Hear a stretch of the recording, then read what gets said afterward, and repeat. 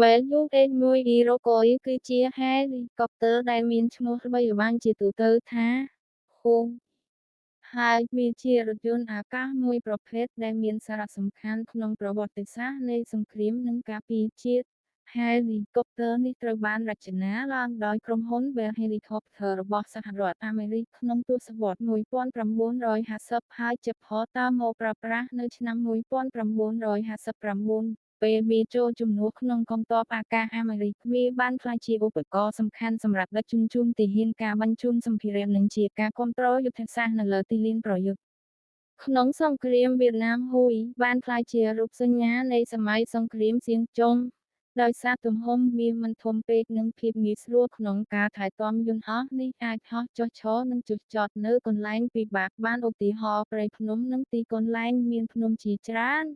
វាអាចដឹកជញ្ជូនទាហានច្រើនអ្នកក្នុងពេលតែមួយនិងក៏អាចបំពាក់អាវុធដូចជាកាំភ្លើងម៉ាស៊ីននិងរ៉ុកកែតសម្រាប់ការគាំទ្រយុទ្ធសាស្ត្រដោយសារតែអត្ថប្រយោជន៍ជាច្រើននេះហ៊ុយត្រូវបានប្រើប្រាស់យ៉ាងទូលំទូលាយហើយនៅពេលក្រោយបានចែកចាយទៅប្រទេសជាច្រើនទូទាំងពិភពលោកកម្ពុជាក៏បានទទួលបានហេលីកុបទ័រ Value Edge មួយ Iroquois ក្នុងអំឡុងសង្គ្រាមត្រជាក់នៅពេលនោះប្រទេសកម្ពុជាកំពុងប្រឈមមុខនឹងស្ថានភាពសង្គ្រាមក្នុងតំបន់ហើយមានអន្តរាគមន៍ពីបរទេសហ៊ូយត្រូវបានប្រើសម្រាប់ការដឹកជញ្ជូនទាហានកម្ពុជាការបញ្ជូនសម្ភារៈគាំទ្រនៅតាមគោលដៅដ៏ពិបាកនិងសកម្មភាពជួយសង្គ្រោះពេលមានអាសន្នអ្នកបើកបរនិងជាងបច្ចេកទេសកម្ពុជាច្រើនបានទទួលការបនទោសបនតាឡាក់លើហ៊ូយដោយជំនួយពីបរទេសការប្រើប្រាស់របស់វាមានសារៈសំខាន់មួយក្នុងការគាំទ្រកងទ័ពអាកាសកម្ពុជានិងការប្រយុទ្ធប្រឆាំងអំពើបះបោរលក្ខណៈពិសេសនៃហ៊ុយគឺម៉ាស៊ីនធំសម្រាប់ហោះលើកទម្ងន់បានល្អការរចនាមានសាមញ្ញងាយស្រួលក្នុងការថែទាំនិងជួសជុលបន្ទប់ស្នាក់ដ៏ទូលាយអាចដាក់អ្នកដំណើរបានច្រើនទោះបីជាវាមិនមានល្បឿនលឿនបំផុតក៏ដោយវាមានភាពឆើតឆាយក្នុងការប្រើប្រាស់សម្រាប់គោលបំណងជាច្រើន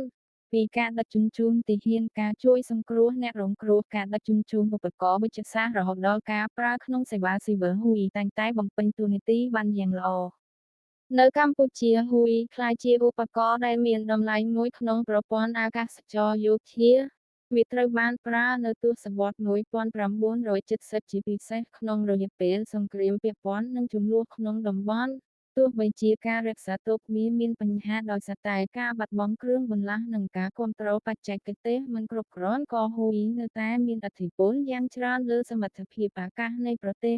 នៅសម័យក្រោយកម្ពុជាបានទទួលជំនួយថ្មីៗពីប្រទេសដទៃហើយមានករណីដែលហ៊ុយត្រូវបានជួសជុលឡើងវិញដើម្បីប្រើប្រាស់សម្រាប់គោលបំណងអាវុធនិងសេវាសាធារណៈ